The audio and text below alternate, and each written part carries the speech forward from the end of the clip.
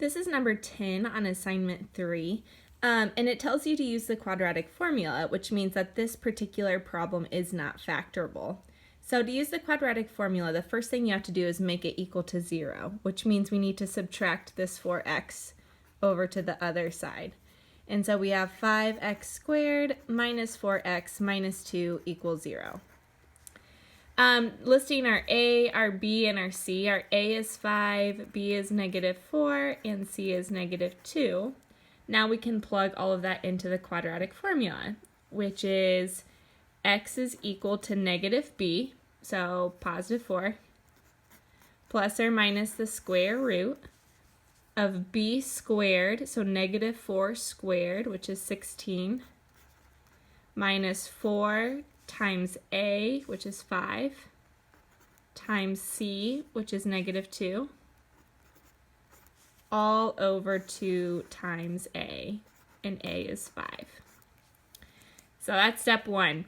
To simplify this, we need to look underneath the square root sign first. So when we look underneath there, we have the 4 times 5 times -2, -4 times 5 times -2.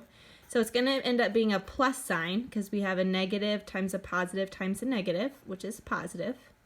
4 times 5 times 2 is 40. And then we've got 2 times 5, which is 10. Simplifying that even more, 16 plus 40 is 56.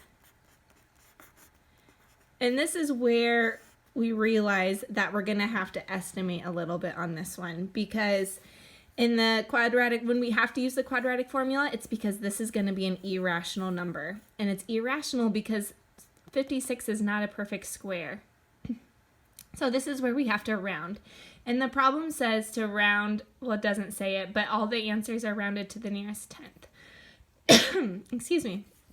So we'll take the square root of 56 on your calculator, and you get about 7.5. So we have 4 plus or minus 7.5 divided by 10. And then we divide up the problem into two different answers. 4 plus 7.5 divided by 10. So 11.5 divided by 10, which is about 1.15. And then 4 minus 7.5 divided by 10. So we get -3.5 divided by 10, which is -0.35.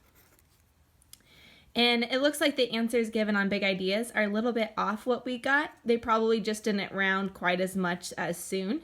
So the answers would be 1.1 and then -0.3.